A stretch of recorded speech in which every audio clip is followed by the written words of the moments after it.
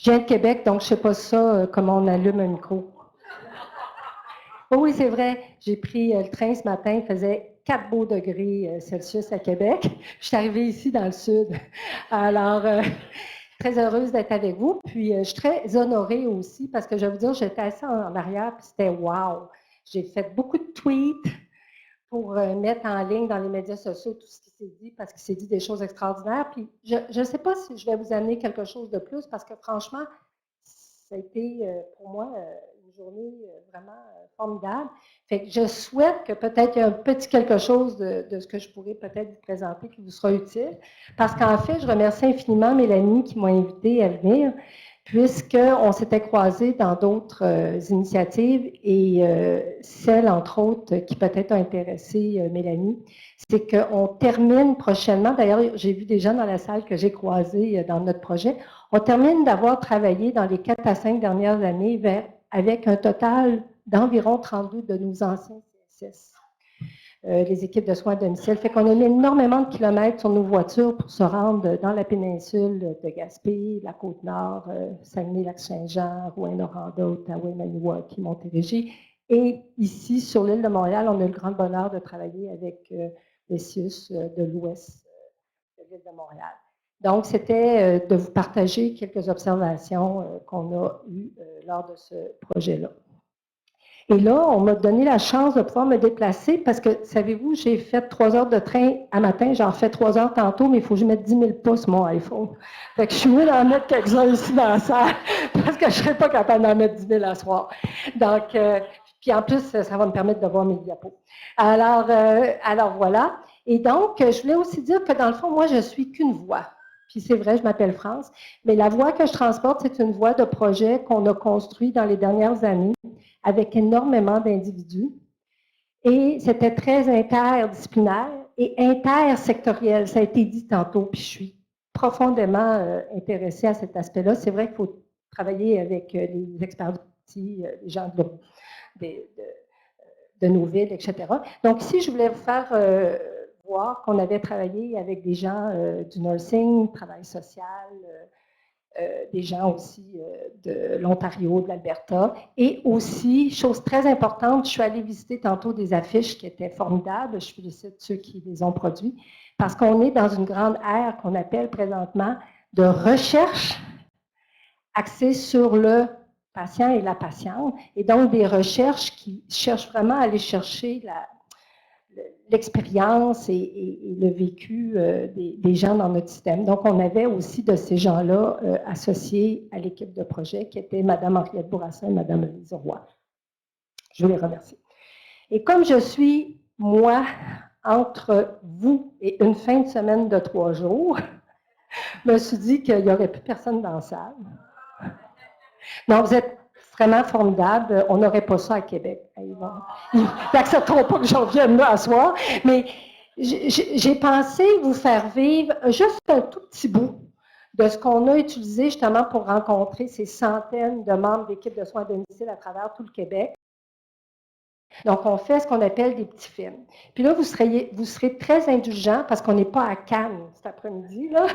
Donc, nous, on fait ça avec les moyens du bord. Et donc, comme c'est des petits films qu'on construit pour former des équipes ou de discuter sur, vous comprendrez qu'il ne faut pas qu'ils sortent de la salle à la course parce qu'on leur a montré les affaires les plus toughs et les plus difficiles. OK? Moi, je vais le dire aussi, ça fait 28 ans que je travaille dans un, je suis gênée de le dire, un GMF. Mais mon GMFU, il est dans un hôpital, donc c'est une structure, je forme des gens en première ligne. Ça fait 28 ans, dans le quartier à Québec qui s'appelle le Vieux-Limoilou, pour ceux qui viennent de Québec, où apparemment on a un stade, où apparemment il y aura une équipe de hockey.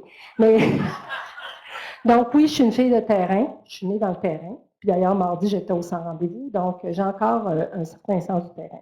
Fait que là, on a essayé de représenter du terrain, mais quand même dans une vision qui n'allait pas être trop compliquée pour commencer à parler de quelque chose, et ça part.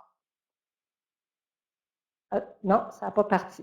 OK. Fait que quelqu'un peut-être peut faire partir la vidéo. Oui, merci. Puis je vais marcher quelques dizaines de pas. Madame Normand est une personne âgée de 76 ans, vivant seule chez elle. Elle réside au premier étage dans un condominium dont elle est propriétaire. Il y a 9 mois, elle a souffert d'un AVC et elle est demeurée à l'hôpital pendant 4 semaines. Depuis, elle est de retour chez elle et reçoit des services à domicile. Le mois dernier, Madame Normand a...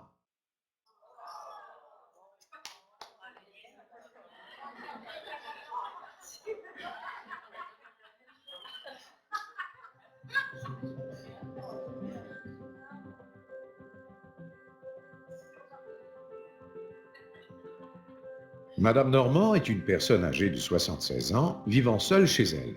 Elle réside au premier étage dans un condominium dont elle est propriétaire. Il y a 9 mois, elle a souffert d'un AVC et elle est demeurée à l'hôpital pendant 4 semaines. Depuis, elle est de retour chez elle et reçoit des services à domicile. Le mois dernier, Madame Normand a fait une bronchite et depuis, sa fille Judith a remarqué que la condition physique de sa mère s'est détériorée. Elle éprouve de la difficulté à s'habiller, se laver et préparer ses repas. De plus, Madame a chuté alors qu'elle se levait des toilettes. Heureusement, elle ne s'est pas blessée sérieusement. Cependant, sa fille Judith craint une nouvelle chute. L'infirmière responsable de Madame Normand a donc fait un dépistage des facteurs de risque de chute qui l'ont amené à faire une demande au médecin afin d'éliminer une cause médicale traitable en physiothérapie et en ergothérapie afin d'évaluer les risques qui ont été identifiés au dépistage. En raison de la complexité de la situation, une possibilité de relocalisation a été soulevée lors d'une réunion d'équipe. La travailleuse sociale a été mandatée par l'équipe afin de faire le suivi avec la dame et sa fille. La travailleuse sociale vient donc les rencontrer. Bonjour, Madame Normand. Comment ça va aujourd'hui? Ça va bien. Ma fille Judith est ici. Elle me tient compagnie. Puis je me sens beaucoup mieux quand elle est là. Merci d'être passée. J'ai expliqué à maman que vous étiez ici pour qu'on discute toutes les trois de la situation, maman. Donc, Madame Normand, lorsque votre fille nous a signalé votre chute, vous avez reçu la visite des membres de notre équipe qui ont évalué et discuté ensemble sur votre état de santé et votre logement, évidemment. Donc, la raison de ma visite aujourd'hui, c'est vraiment pour qu'on puisse échanger sur la décision que vous avez à prendre, soit de rester ici ou de déménager dans une résidence. Évidemment, on va faire ça avec les informations qu'on a recueillies avec l'équipe. Écoutez, madame, moi, je me vois pas capable de partir d'ici. Tous mes souvenirs sont ici. Maman, c'est vrai que tu es attachée à ton condo, mais depuis quelque temps, tu as de la difficulté à te déplacer, mais j'ai peur que tu tombes encore. Moi, je pense que c'est une bonne idée d'évaluer ce qui serait mieux pour toi. Madame Normand, je suis ici pour vous aider. Je suis ici également pour vous donner toute l'information qui est disponible concernant les différentes options possibles. Je suis là pour répondre à vos questions également, donc n'hésitez pas. Je ne sais pas, par exemple, si vous décidez de déménager dans une résidence. Non. Franchement, oui. Maman, j'arrive juste à donner de l'information pour que tu fasses le bon choix pour toi. Ça m'aide aussi. Vous pouvez aider ma mère à faire un meilleur choix pour elle. Ah oui, je peux vous aider. Puis on peut faire ça ensemble aujourd'hui si vous voulez. Vous savez, c'est vous qui déciderez en fonction de ce qui est important pour vous. Si vous voulez, on peut faire l'exercice ensemble aujourd'hui si ça vous convient là maintenant. oui, tu vas rester avec nous. On va se servir de ce document pour réfléchir ensemble. Ça va vous aider à identifier les différentes options. Donc, ce document-là a été préparé pour que vous puissiez regarder les options, soit de rester ici ou de déménager dans une résidence. Si vous voulez, on peut regarder.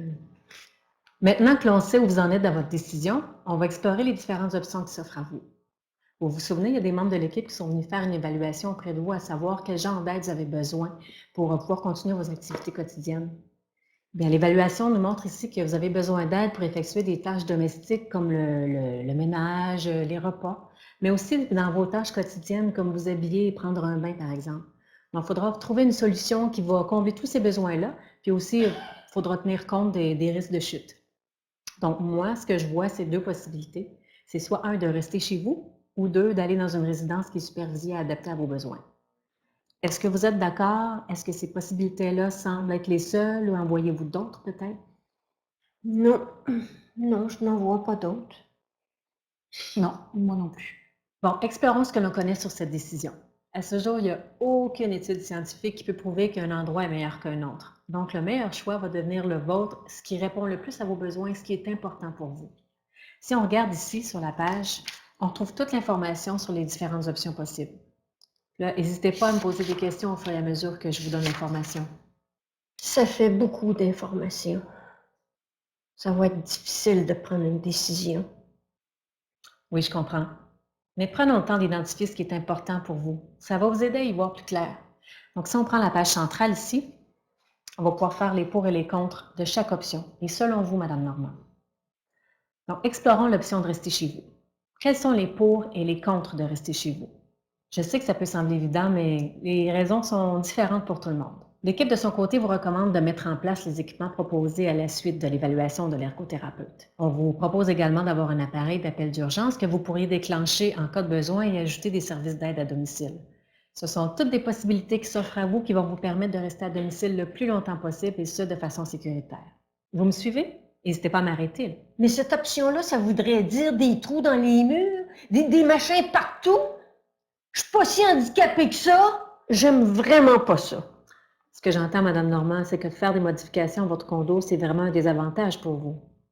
Ben oui, ça sera plus pareil avec tous les appareils. Donc, on va marquer faire des trous et mettre de l'équipement dans mon condo, ici, dans la section contre de l'option 1.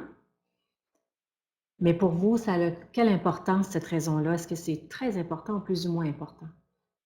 J'aime pas beaucoup ça, mais par contre, je me suis habituée à ce que j'ai déjà. T'as raison, maman, on s'est habitué. Donc, sur une échelle de 1 à 5, 1 qui n'est pas du tout important et 5 très important, quel chiffre donnerait à l'importance que vous y portez? 3.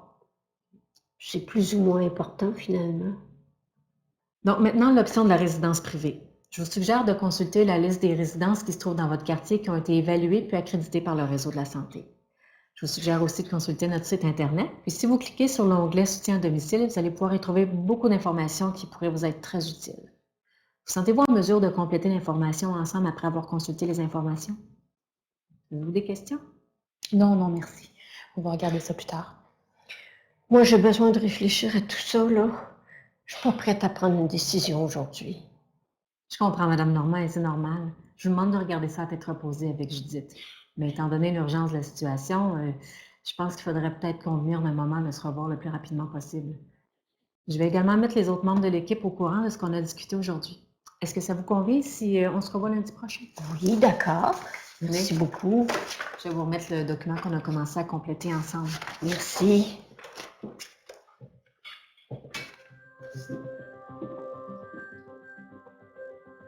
La travailleuse sociale rencontre l'infirmière, le physiothérapeute et l'ergothérapeute lors d'une réunion de l'équipe pour faire le suivi du cas de Madame Normand. J'aimerais maintenant qu'on discute de Madame Normand. Je l'ai rencontrée hier avec sa fille pour aborder la question de quitter son domicile ou d'y rester, étant donné les changements dans sa situation. On a convenu qu'il serait préférable qu'elle prenne une décision assez rapidement sur l'endroit où elle désirait demeurer pour assurer sa sécurité. Donc, soit 1, elle envisage la relocalisation dans une résidence supervisée et adaptée à ses besoins, soit 2, elle reste chez elle. Je lui ai également transmis le résultat de notre évaluation et nos recommandations pour assurer sa sécurité à domicile. Je leur ai laissé l'outil d'aide à la décision et la liste également des résidences disponibles dans le quartier de Mme Normand. Je leur ai demandé d'en discuter entre elles et je les revois la semaine prochaine. Évidemment, Mme Normand, lors de cette rencontre, m'a dit qu'elle accordait beaucoup d'importance à rester chez elle. Je leur ai aussi dit qu'on allait en reparler en équipe. Donc, ce que je voulais savoir, c'est si vous étiez confortable avec ces deux options-là ou s'il y avait d'autres éléments à prendre en considération ici.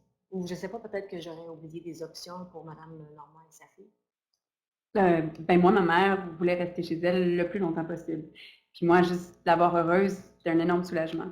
Pour Mme Normand, l'option de rester chez elle est envisageable parce que sa condition le lui permet encore. Mais il faut qu'elle accepte d'ajuster son condo avec de l'équipement et de l'aide proposée pour sa sécurité.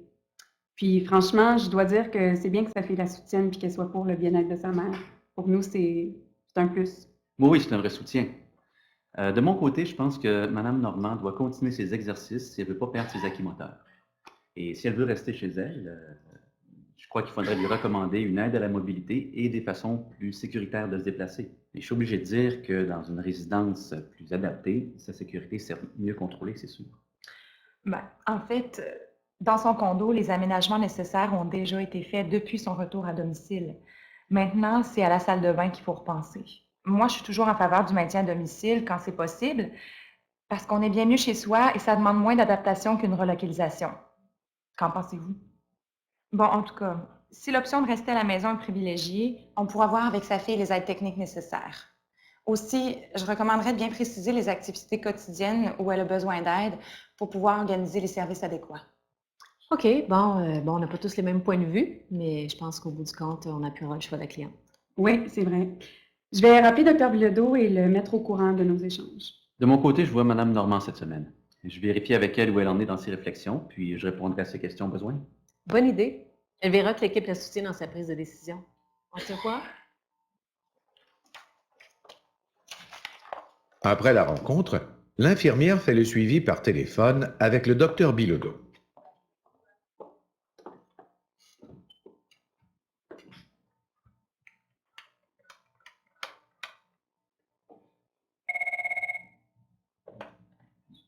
Docteur Bilodeau? Oui, bonjour, Dr. Bilodeau. Je vous remercie de prendre mon appel rapidement. Je voulais vous faire part des derniers développements dans le dossier de Mme Normand. Oui, merci, c'est apprécié. Je vous ai laissé un message concernant la récente chute de Mme Normand. Est-ce qu'il y a un problème médical à considérer dans la prévention de chute pour cette patiente? Je l'ai évaluée pour voir si elle avait pu avoir une hypotension orthostatique, mais non. Au niveau médical, rien à signaler. Bon, parfait. J'en profite pour vous informer qu'elle a aussi été vue par l'ergothérapeute qui nous dit qu'on pourrait offrir à Mme Normand de nouvelles aides techniques qui augmenteraient la sécurité de ses déplacements au quotidien. Et la travailleuse sociale a rencontré cette semaine Mme Normand en présence de sa fille pour leur exposer clairement les options, soit une relocalisation dans un logement supervisé et adapté à sa condition, ou bien deux, rester dans son condo actuel. L'équipe recommande de nouvelles adaptations et davantage d'aide pour le quotidien. Mme Normand accorde beaucoup d'importance à rester chez elle.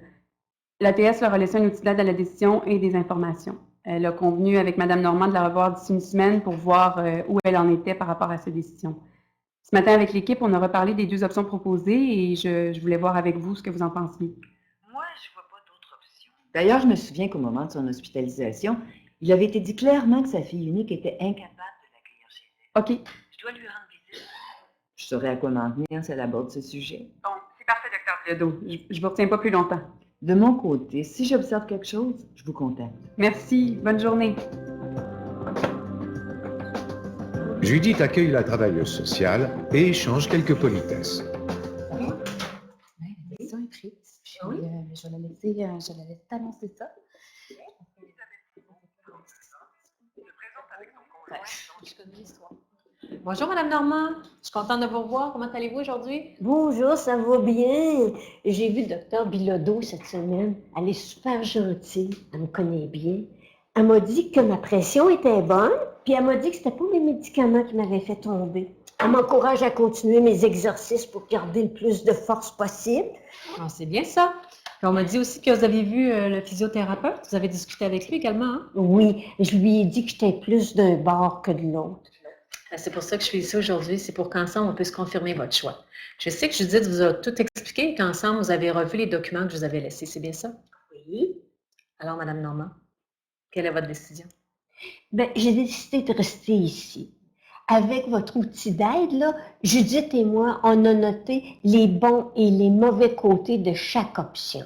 Puis ça a été bon pour Judith aussi, parce que ça lui permet de mieux comprendre ce qui est important pour moi. Qu'est-ce que vous pensez des changements qui ont été suggérés pour votre condo pour le rendre plus sécuritaire pour vous, puis également de l'aide supplémentaire là, qui vous est offerte dans vos activités quotidiennes? Bien, je désire rester ici le plus longtemps possible. Donc, j'ai décidé de mettre toutes les chances de mon bord en mettant les équipements en place. Pour ce qui est des services, par contre, je ne suis pas certaine si je vais les prendre. Est-ce que vous êtes confortable avec votre choix? Oui, oui. Puis vous, Judith, est-ce que vous êtes confortable avec le choix de votre mère? Absolument. Je comprends mieux maintenant ce qui est important pour toi. Je suis contente d'avoir comme ça, être heureuse. Au départ, je penchais plus pour une résidence, mais après avoir fait le tour de la question, grâce à votre outil d'aide, je pense que tu as fait le meilleur choix pour toi. Donc, Mme Normand, votre décision est maintenant prise. Je veux juste m'assurer qu'on s'entend bien pour la suite des choses. C'est ce qui va vous permettre de rester à domicile le plus longtemps possible. Donc, le physiothérapeute m'a dit que vous vouliez continuer vos exercices, même si ceux-ci sont quand même assez difficiles parfois. Puis, si j'ai bien compris, pour obtenir et installer les équipements, Judith s'occupe de ça avec l'ergothérapeute. Est-ce que j'ai oublié quelque chose? Non, mais pour ce qui est des services, je me demande ce qui est possible d'ajouter et comment que ça fonctionne. En effet, ça, c'était à moi de clarifier ça avec vous. Mais maintenant que votre décision est prise, je vais en faire part aux autres membres de l'équipe. Comme ça, chacun d'eux pourront vous aider pour la suite des choses. Qu'est-ce que vous diriez si on se revoit dans 3 mois, puis on réévaluera la situation? Comme ça, s'il y a des ajustements à faire, on pourra le faire à ce moment-là. D'accord, je vous remercie parce que maintenant, je suis beaucoup plus rassurée. Merci, Marie. Je vais vous raccompagner.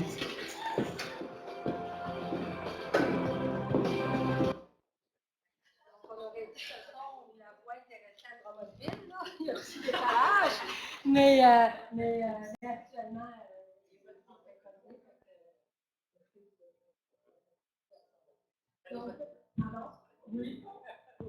oui, j'ai dit que la voix était restée à Drummondville, ou le synchroniste. Donc, c'est ça. Donc, comme je vous dis, c'est sûr que c'est le cas qui est peut-être plus à la Hollywood. L'appartement est pas sans dessous. Elle a une fille. Par contre, la fille, comme on l'a entendu un matin, elle ne peut pas l'accepter ou l'accueillir chez elle. La dame n'a pas d'atteinte cognitive, donc ça aussi, on est bien conscient de ça, mais ça vous donnait aussi un peu le sens, puis ça l'a donné aux équipes. Je vais vous montrer ce qu'ils nous ont dit, quand même certains éléments dans lesquels ils pouvaient retracer les façons de faire, entre autres avec le fait de travailler avec un outil comme le genre d'outil auquel Mélanie a fait référence ce matin. Moi, j'ai beaucoup appris dans ce projet-là parce que quand on a commencé à travailler dans cette direction-là en 2007, c'est pas très jeune, c'est les équipes terrain du CSS à l'époque de la vieille capitale à Québec qui nous avaient demandé de travailler avec eux sur ce sujet-là. Et c'est après ça qu'on s'y est intéressé un peu plus pour finalement mettre en évidence qu'au Québec, c'est le Québec qui a le pourcentage le plus élevé d'aînés de 75 ans et plus dans une résidence, qu'elle soit privée ou publique. Autour de 18, c'est peut-être même rendu 19 alors que la moyenne canadienne, c'est 9 puis en Nouvelle-Écosse, c'est 2 Si vous lisez le document de la SCHL, donc ça, c'est intersectoriel, ce n'est pas des intervenants santé et services sociaux qui vous disent ça, c'est les rapports de la Société canadienne d'hypothèque et de logement qui, à chaque année, sont produits pour nous parler des logements puis des conditions des aînés. C'est eux qui donnent ces messages-là. Et leur hypothèse, c'est pas moi qui le dis, c'est dans le rapport, c'est qu'ils pensent qu'au Québec, il y aurait une offre très agressive des résidences. Peut-être pour produire ce choix-là chez nos aînés.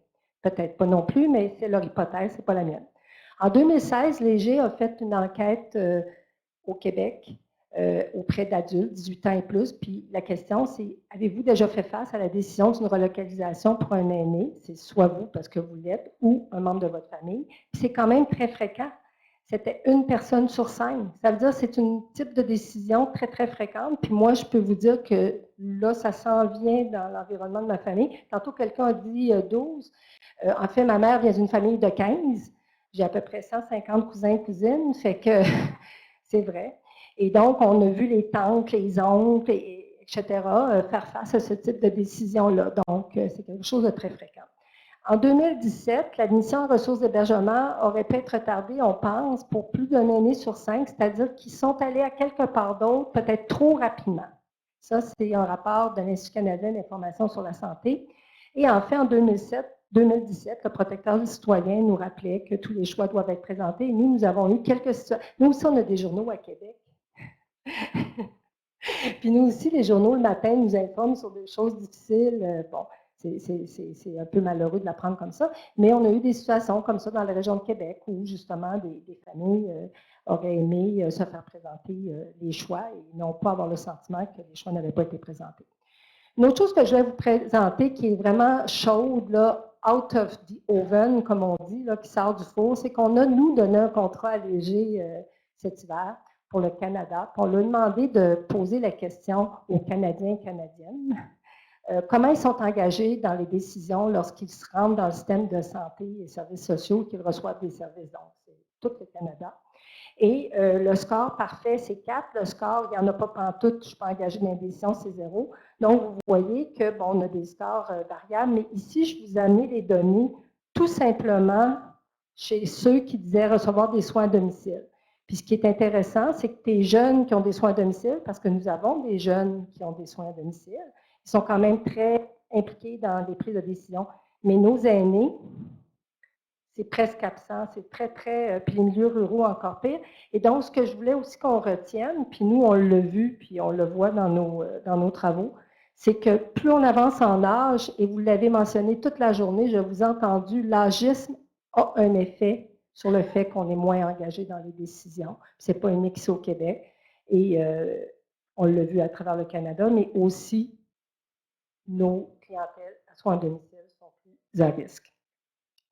Donc, là, je ne ferai pas toute l'histoire, mais c'est vrai que ça a commencé en 2007. Donc, des équipes de soins à domicile au CSS de Capitale nous ont demandé de travailler avec eux parce qu'ils disaient la décision qu'ils trouvaient la plus difficile à soutenir dans le cadre de leur travail, c'était la décision de localisation, là, quand quelqu'un perd de l'autonomie et que ça devient complexe. Parce que dans le fond, les équipes, puis je vous ai entendu le dire, puis j'ai la même impression que vous, pour avoir été 28 ans dans le système de soins et services de santé. Moi, je ne connais pas personne qui le matin rentre au travail puis dit maudit que ça me tente de faire mal à quelqu'un.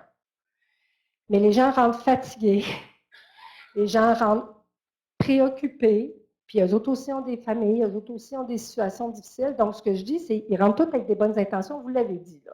OK? Je m'excuse de me répéter et de répéter les choses importantes que vous avez dit.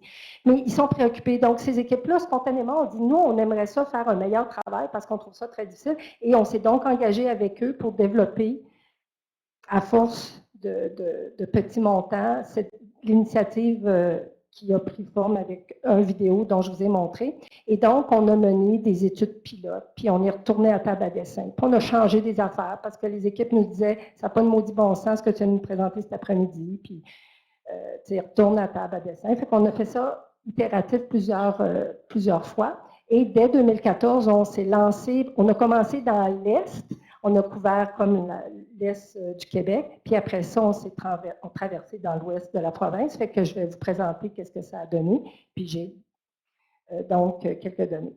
Puis l'enjeu, dans le fond, qu'on avait, c'était justement, comme disait Mélanie ce matin, d'amener des outils, parce que quand on travaille sur le terrain, se faire présenter des affaires abstraites de ce qu'on pourrait, devrait, comment on peut. Avoir une idée, c'est une chose, mais le voir, le toucher, le rendre tangible avec un outil, ça peut des fois, ça ne répond pas à tous les problèmes, mais peut-être amener quelques pistes de solutions. Donc, c'était vraiment l'enjeu, c'était d'amener un outil qui pouvait permettre un échange, une discussion. L'outil, nous l'avons donc publié, en ce sens qui est public. Si vous le voulez, il peut être téléchargé en anglais et en français. Et il a été co-construit. Co-construit avec des aînés, avec des proches aidants, des gens des milieux et aussi des gens qui, des fois, sont dans le monde de prendre des décisions politiques pour qu'ils soient vraiment dans le sens de ce que les gens avaient l'intention de vouloir partager avec les équipes de soins.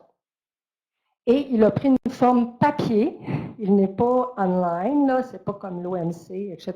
C'est vraiment une brochure glacée qui doit, on le souhaite, être laissée aux membres de la famille ou à l'aîné, s'il est seul avec les proches aidants, et qui se feuillette. Là, je ne vous l'ai pas amené visuellement, mais je sais que j'ai donné la permission que la présentation par diapo soit accessible à tout le monde qui veut la voir, puis les outils sont téléchargeables et ça nous fera plaisir si vous voulez les prendre.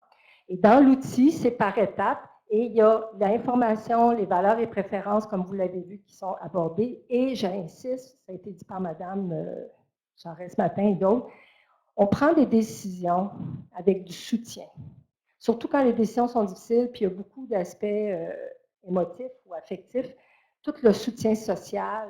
Et c'est un message, l'outil ne remplace pas du monde. Puis quand je rencontrais ces équipes-là au Québec, en tout cas moi j'ai été vraiment inspirée par ces équipes-là, ce sont des gens qui sont dans des emplois, honnêtement, parce qu'ils aiment le monde. C'est des emplois il faut que tu aimes le monde.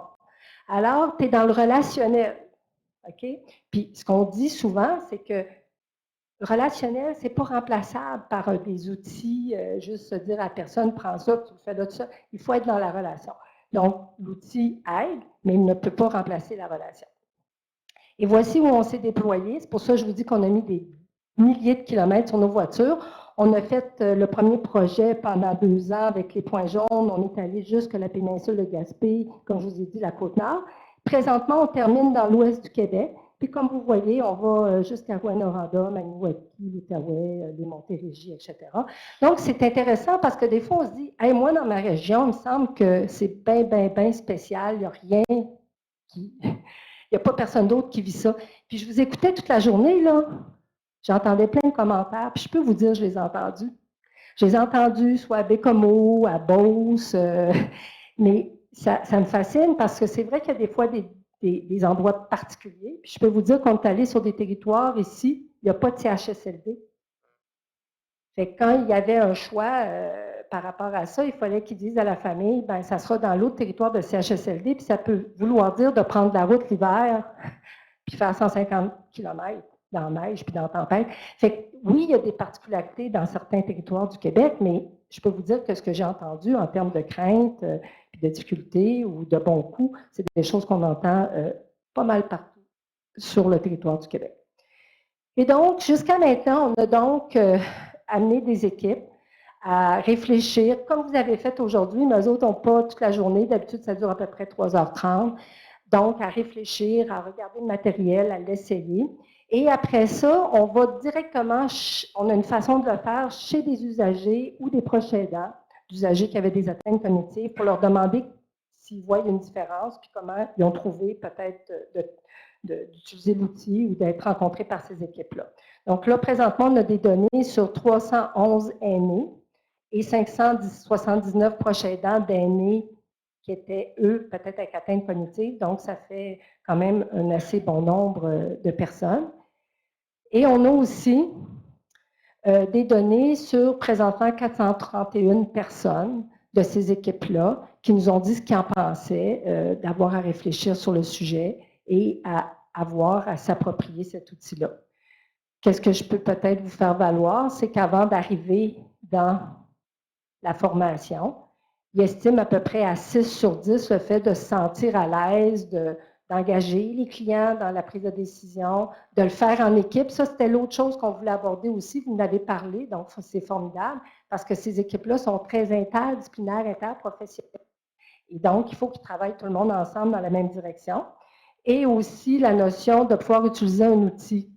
Et quand ils sortaient de la formation, ben, ils sentaient, ils se percevaient mieux outillés puis plus compétents à le faire. Et si maintenant on regarde qu'est-ce que les usagers, les proches aidants nous ont dit, c'est qu'il y a eu entre les équipes, on va dire ici le groupe contrôle, donc des CSS, disons 8 CSS dans ce cas-ci, qui n'avaient pas eu accès à la formation ou à l'outil. Comparé au CSS qui l'avait eu, il y avait un gain dans ce que les usagers, les proches aidants rapportaient en termes d'engagement dans le processus décisionnel. Pour être éthiquement correct avec tout le monde, sachez que pour le groupe des 8 CSS qui avaient accepté très généreusement de participer au projet, mais qui n'avaient pas la formation ni l'outil, on l'a donné après la fin du projet pour que tout le monde, dans le fond, n'ait pas fait ça sans être, disons, remercié avec le fait de faire la formation. L'autre chose aussi qu'on a remarqué dans les données, c'est qu'on demandait aux gens comment ils aiment prendre des décisions habituellement avec des gens dans le système de santé et services sociaux. Puis vous l'avez mentionné ce matin. Vous avez dit, dans le fond, là, c'est pas tout le monde qui a envie de prendre la décision. Puis ça, c'est vrai, il faut le respecter. La différence, c'est qu'il faut le rendre explicite. Il ne faut pas penser, puis vous l'avez dit toute la journée, il ne faut pas penser dans la tête de l'autre déjà sa réponse. Fait que si on veut les engager, on leur demande, mais s'ils nous disent qu'après leur avoir demandé qu'ils délèguent la décision, bien, je pense que c'est respectueux aussi de respecter ça. Et donc, les gens nous rapportaient aussi que lorsque les équipes avaient eu cette formation-là et avaient utilisé l'outil, les familles, les usagers, les proches aidants rapportaient avoir eu le rôle dans la prise de décision qu'ils souhaitaient avoir. Pourquoi? Parce que comme on nous a rappelé ce matin, ce n'est pas tout le monde qui, des fois, veut prendre des décisions, puis il faut le respecter. La différence, c'est qu'il faut le rendre explicite. Enfin, donc, je conclus, parce que j'avais promis de ne pas dépasser le temps. J'ai un train à prendre. Puis il faut que je prenne le métro pour me rendre à mon train. Donc, dans le fond, ça nous a fait visiter le Québec. Je peux vous dire que je suis très humble là-dedans parce que, très sincèrement, puis il y a des gens que j'ai rencontrés qui m'ont dit « Hey, je me souviens de toi, tu es venu voir. » J'ai été vraiment, vraiment ébahie par le dévouement de ces équipes-là. Puis, c'est très beau, le Québec. C'est moins beau quand il fait tempête, par contre. Mais c'est beau. Et les gens sont vraiment dévoués dans toutes les régions du Québec. OK? Je veux qu'on le sache. Quand on a dit, avez-vous de l'optimisme? Oui, j'en ai de l'optimisme. Il y a des journées difficiles, mais c'est ça la vie. Il y a des journées difficiles, mais merde que le monde, ils ont le cœur encore à l'ouvrage, que ce soit Bécomo, Amkoui, Rimouski, là, je vais tous les oublier là, parce qu'on en a visité beaucoup, mais sachez que les gens sont dévoués. Et donc, les équipes se sont senties mieux outillées. Est-ce qu'ils l'utilisent encore? Je ne le sais pas. Les proches aidants, les usagers qui ont été exposés à ces façons de faire-là se sont sentis plus engagés. Je vous remercie infiniment. Puis si jamais vous osez venir vous promener à Québec, c'est pas loin, c'est juste 3 heures, ça me fera plaisir de vous recevoir à l'équipe. Ici, c'est notre équipe qui se dédie à la recherche en décision partagée. Et donc, tantôt, j'ai rencontré des étudiants à leurs affiches, je les félicite. Puis, on est donc toujours très heureux de vous accueillir. Fait que merci tout le monde.